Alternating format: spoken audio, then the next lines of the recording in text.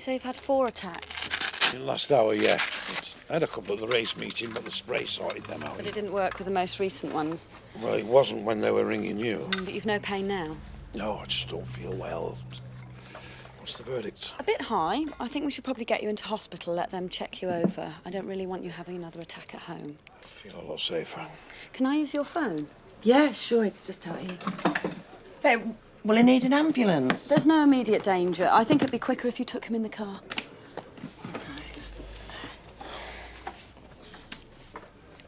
Don't worry, love.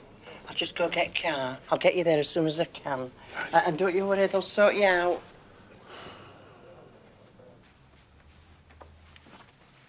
I wasn't expecting you to come back.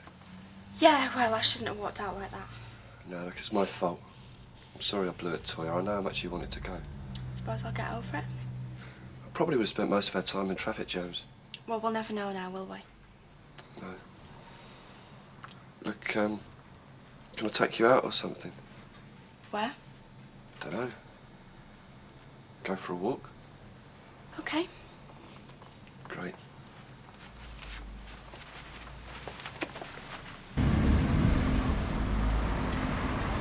Vera, I would hate for you to think that I were complaining, but do you think you could go a little bit faster?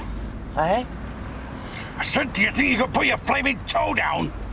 Look, we're in a 30-mile limit. I know, but these are exceptional circumstances, V. Yeah, and what if we get pulled back, police? Well, then I will explain to them that we're on the way to the coronary care to see if they can stop me popping me flaming clogs. Yeah, but that'd take time, wouldn't it? So we'd be no better off. Boy, God's fear, I'm feeling very vulnerable here.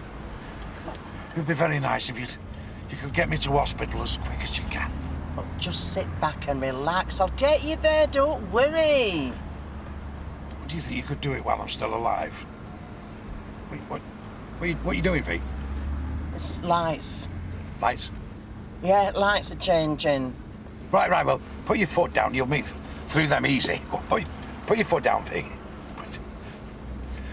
What are you doing? Trying to kill me? Look, I'm the one that's trying to get us there in one piece. Will you calm down and stop worrying? That's your problem, Jack. You worry over everything. That's why you've got yourself in this state in the first place. Oh. That was very nice. Thank you, Deirdre. Ah, you bought all the stuff. All right, I'll take these. Nonsense. I'm quite capable. Anyway, you've been on your feet all day collecting them trolleys. Don't want you wearing yourself out completely before you go to bed. What's she doing here? I really don't know. She just turned up. So she's staying? Well, it looks like it. Oh, for how long? I honestly don't know.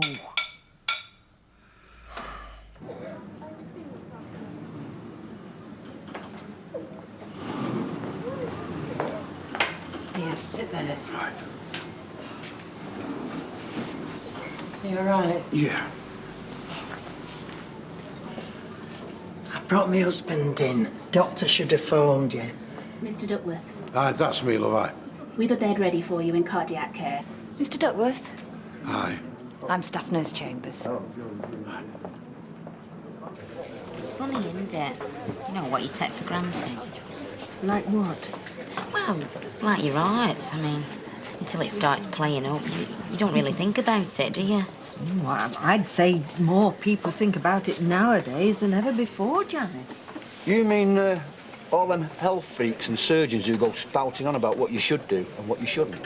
Yes, and it might be wise to listen to them. Hey, there's nothing wrong with my ticker.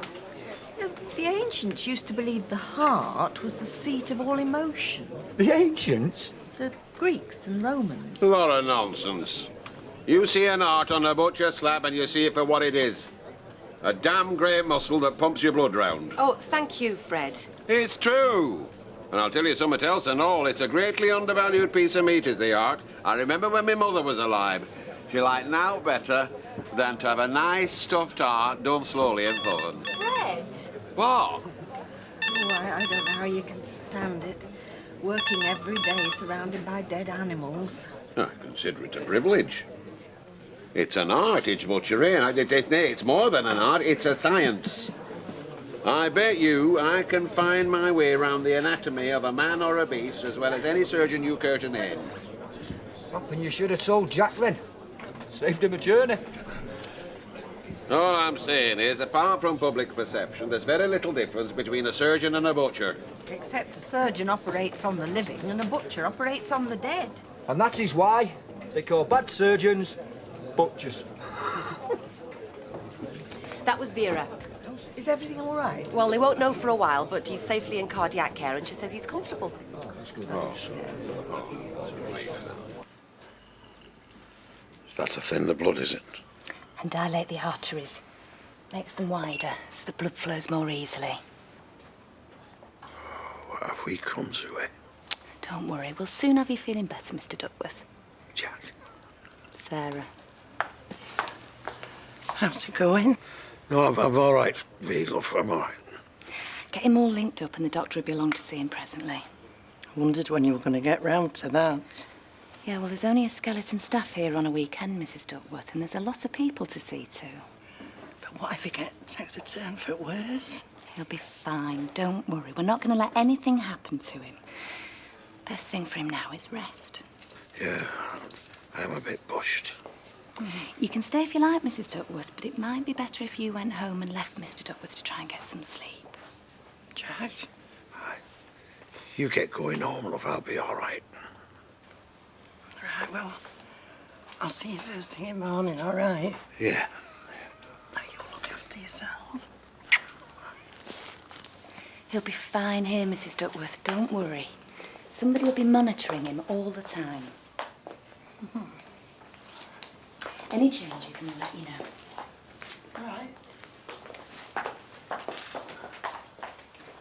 What about you, Judy? Oh, yeah. I'll take a pint and one for yourself, eh? Oh, you're very chirpy. Well, I've been into town, you know, have a few jars with some lads from the regiment, you know, bit of crack. You've not heard about Jack, then? What about Jack? He's in hospital. He had a bad doing here earlier. Oh, God love him. Is he all right? Well, he's comfortable. Vera got back about an hour ago. She said they've put him on some drugs and they're keeping him under observation, you know. All right. Well, how's Vera? She's okay. Emily's taken her round to her place, didn't think she should be on her own. Oh, well, I hope he'll be all right, the old fella, eh? You having one yourself? Yeah, thanks. Go on ahead. Okay, Jack. I don't know, I'm not sure. Are you having an attack? I've got some pain here. In your chest? Scale of 1 to 10? 5, 6. Okay. Is it getting worse? Yeah, it's getting worse. It's in my arm now. Okay, I'm just going to put your dosage up a bit. Mr. Duckworth? Oh, good. I was just going to ring you. Oh? Mr. Duckworth, he's having some pain. He was admitted by his GP following a series of angina attacks tonight. Dr. Graham put him on the nitrocine drip and he's had a sedative. Feeling the worse for wear, Mr. Duckworth? You could say that. You're having an attack now? Yeah. A scale of 1 to 10? 7, 8. Have you increased the dose? I was just doing it when you came in. Is the pain easing at all? Getting worse? It seems to be spreading. I've never had one like this before. Where's it spreading? Arms, neck. And still in the chest? Like a lead weight, yeah. Yeah. Okay. Look, Thomas, could you give me something for this, please? We've upped your dose, Mr. Duckworth. It should kick in soon. Yes, well, it isn't working. And I'm in agony, and I don't know whether I can stand any more. Just hang on, Mr. Duckworth. Try to relax. It's very hard to relax when you think you're on your way out.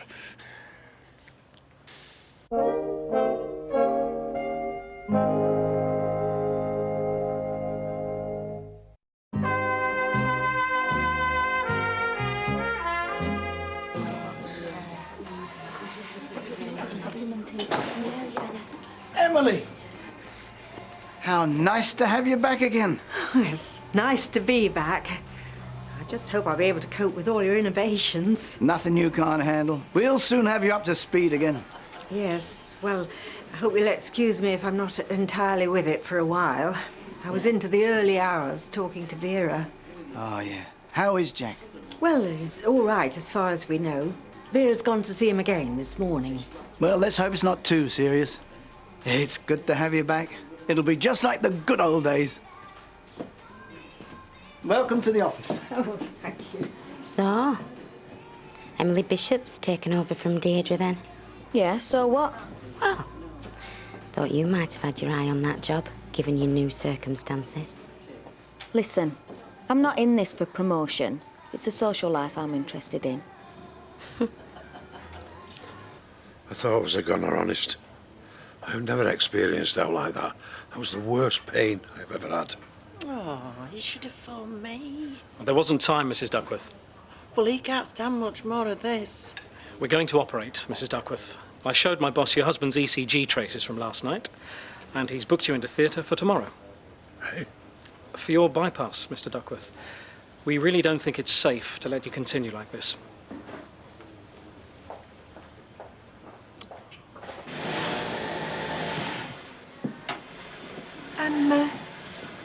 I'm sorry to bother you, but I was wondering if any of you are familiar with the computer in the office. No, not us, love. We're only bench hands. Well, I used to do them at school, but I was never very good at it. I kept wiping everything. Well, I can manage to sort out most of what I want, but there's one or two files coded. You seem to need a password to get into them. Oh, they'll be all ones with personal pictures of Linda in. Maybe they're under batch numbers, Mrs. Bishop. Do you want me to come and have a look? Oh, if you could, Hayley. Thank you. I think Emily Bishop's a bit long in tooth for this sort of thing. And I think you're a bit wide in gob. Eh? I don't like people making comments about my personal life. Linda, it were only a joke. You used to like a joke. I don't mind a joke, but I'm not into stuff like that, all right? Oh, and I thought you were up for out. Hey, what's going on? Not enough work for you lot to do? Oh, there's plenty of work in this place. Right, well, get on with it. You don't know how lucky you lot are. There are people around here that'd kill for a job. Where's Hayley? In the office helping Mrs. Bishop. It seems she can't quite handle the computer. Oh, right. Maybe you should have got someone a bit more with it to run the place. Here, Jack. Mr. Duckworth. Aye. I'm Dr. Mackenzie. I'll be responsible for your anaesthetic tomorrow, during your operation. So I've heard, I wondered if you could do me a favour. Well, if you'll do me one, bring me round off the operation, will you? I'll do that, don't you worry. Now, you understand that we stop your heart while the surgeons operate on it? Eh? Oh, it's perfectly safe. We keep the blood pumping around your body with a heart-lung machine. So what's this favour, then? We're trying out a new machine. Not on my husband, you know. Oh, it's perfectly safe, Mrs. Duckworth. Well, if it's safe, why are you having to ask? We have to try out all new pieces of equipment. No, thanks. No, we'll have the old one. That's if it's still working. No, it's not worn out, Mrs. Duckworth. It's an excellent machine. I've been using it for years. What are you laughing at? Oh, Vera, let the lad have his say, will you? Look, the fact is that we do need to test things from time to time, and we ask patients to cooperate if they're happy to. There is no question of you participating in the experiment unless you're willing. Right, so how does it go, this experiment? Well, if you agree to it, your name goes into one of two groups. One group has the new machine, the other group the older one. In fact, you'll never know which one we've used. Unless I don't come round. Then you can have a go at me. Right, go on then. Jack? Oh, Vera, in for a penny, in for a pound. Thanks, Mr. Duckworth. See you tomorrow. Mrs. Duckworth? What did you do that for? Signing your life away. Vera, I hope these people are going to save my life. Now, if they are, that is the very least I can do for them.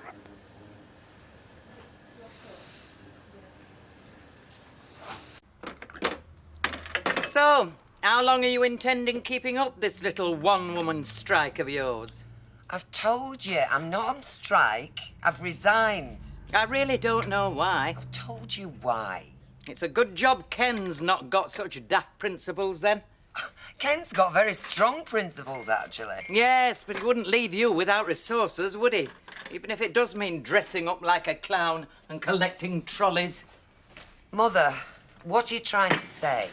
I'm saying that if it weren't for him, there'd be no money coming into this house. I know that.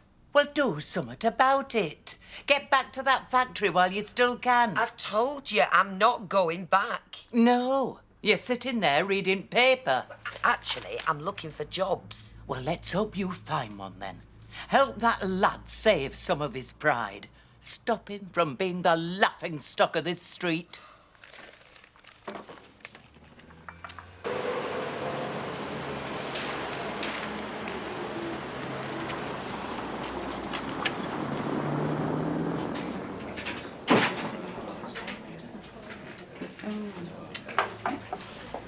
Yes? Oh, that's a nice friendly greeting, I must say. I'm paid to serve people. Doesn't mean I have to be pleasant to them. All helps, though, doesn't it? What do you want? Well, if I can't have a smile, I'll settle for a solid barn cake and a piece of quiche. To eat out? Well, I'd eat 'em here, but I don't think I'd feel right welcome. You ought to ban that little tart. It's Roy's cafe, Mother. I don't encourage her. Do out to drag themselves into money, some folk. I thought you were going. Yes, I am.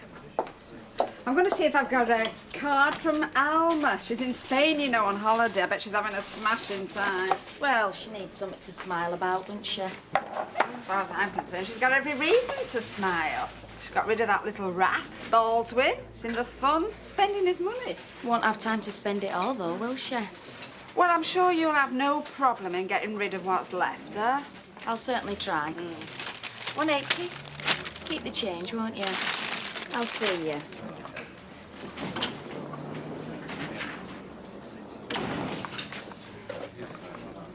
I've come to ask you to watch the eclipse with me. What? You mean go to Cornwall? No? Here. We don't have to go to Cornwall. We can watch it here. Hey, that'll be pathetic, eh? No, that's where you're wrong, innit? I've done my research. And although it won't be perfect, Manchester still gets a 90% eclipse. It could still be very dramatic. Are you having me on? No, I'm deadly serious. Look, I wouldn't just ask anyone this, Toya. I want you and me to share it. Really? It could be very spiritual. Okay. Does this mean I'm forgiven? Yeah, of course you are.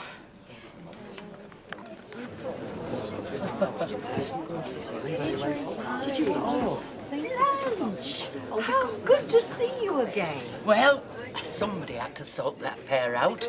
Ken and Deirdre? Who else? Have they fallen out? No. Then they're not together, are they? I thought they were. Oh, they live under the same roof, but I want to see them married, Emily. Mind, I've got her job to sort out first. Oh, her job. Yes, Baldwin will never survive without her. He'll have got some half-wit hussy in there, messing up all Deirdre's systems, and we can't have that. Any news, love? No, not since we heard he was having the op. Look, Jack's having the bypass. Tomorrow. He had a very nasty turn last night, so they decided to take no risks. Well, a crafty beggar. What do you mean? Top of the list now, isn't he? Saved himself a fortune. He'll get the op for free. What are you trying to say? A bit of a very convenient bad turn, that's all. Oh, come on, Les. He's not likely to have faked it. Well, no. And I hope that's not what you're trying to say. I'm saying not me. Well, good. Because you know the state that Jack's been in, and desperate as he is, he would never deprive anybody of an operation that needed it.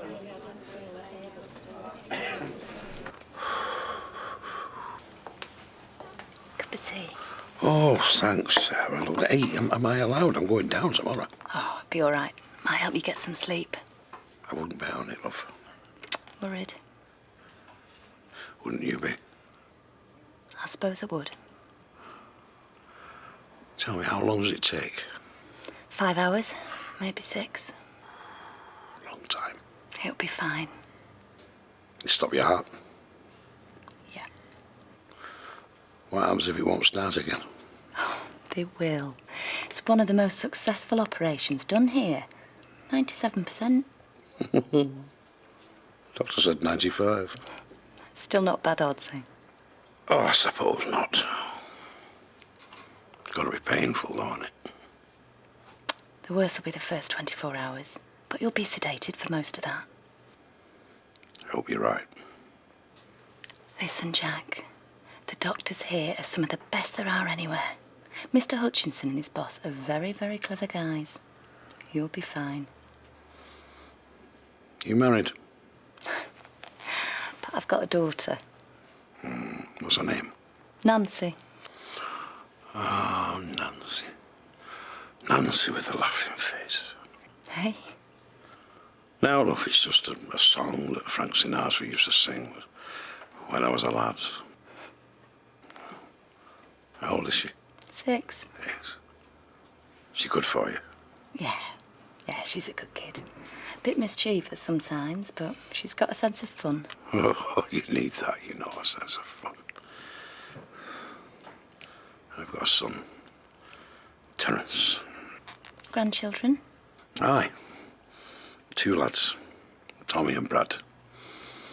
It's a bit sad, though, because Tommy's mum got killed by a car when he was just a little baby. Oh, I'm sorry. You know, one of the things that bothered me was when I found out that I'd got this angina, was that I might not live to see them little lads grow up.